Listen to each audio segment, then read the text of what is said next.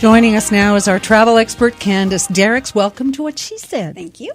And I can't wait for this because you're going to share what to watch for when it comes to pickpockets and how to protect yourself from being a victim with some practical tips and gear, something we all need to know. And I think it's happened to almost everybody. Well, this is actually the inspiration for this segment is that a friend of mine was recently in Paris with her family, and these are savvy travelers. So they knew that pickpocketing was an issue. They were very aware of things. And then on the last day, they were on the metro, and her husband's wallet was lifted from the inside of his jacket. And he didn't realize it until after they got off the train, which is crazy, right? Like these pickpockets are really, really good at what they do. And afterwards, he was reflecting on it. He says, well, I think it was when, that guy bumped into me, because he couldn't think of how else this had happened. So I thought it was a good time to maybe talk about for people heading to Europe this summer in particular, because Europe's sort of there's a lot of it going on in Europe right now. It used to be New York. People warned about New York. New York was crazy, and now it's New York. The pickpocketing has fallen almost to nothing. So, but do we have an issue in Canada?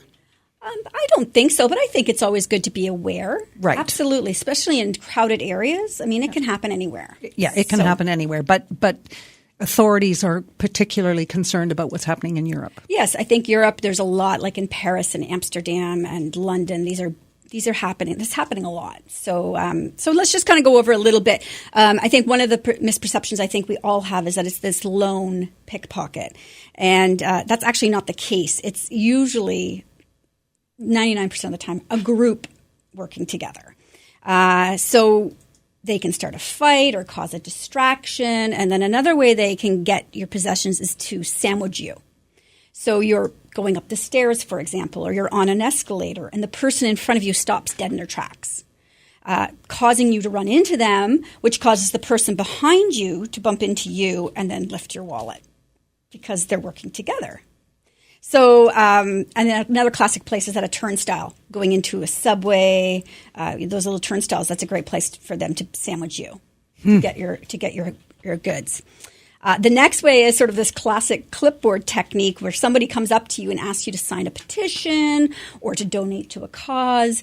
And once your hands are distracted, you're an easy mark. You're signing as opposed to hanging on to your purse. Right. And our brains don't really multitask well.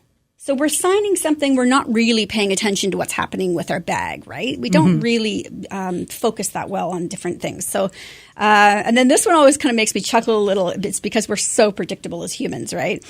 In some areas in Europe, they actually alert people with signs that read pickpocket risk or attention, pickpockets. And so what's the first thing you would do when you see a sign like that? You reach for your wallet or you reach for your phone just to make sure you still have it. Right. And you've now identified to the pickpocket who's watching you where it is. Oh. And then they catch up to you a couple of blocks later and... Game over. Game over, right? So be careful that you don't, it's almost like you have to be aware of that. Don't fall for that sign. Don't reach for it. This one, like kids, they're so cute, but don't trust the kids. They do work in young groups. A little kid will come up and show you a picture and, oh, look at this picture. And then another kid will lift your wallet. And then obviously then there's the fake and take. Because they work in groups, one person pretends to literally makes you feel that they've bumped into you and you're accusing them. And then somebody else is taking the wallet that you don't feel.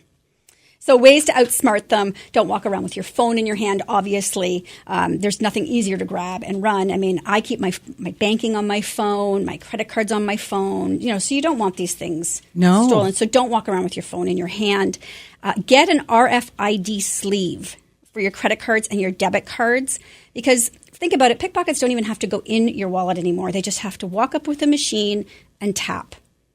And what's your daily limit on tap? Mine's $100.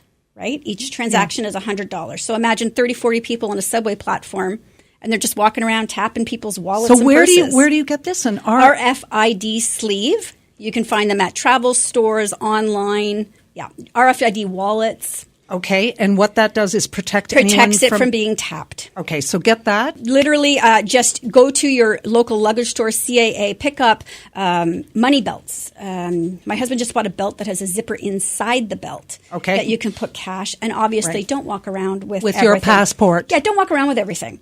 Keep stuff in the safe in your hotel room, and divide your valuables amongst your group.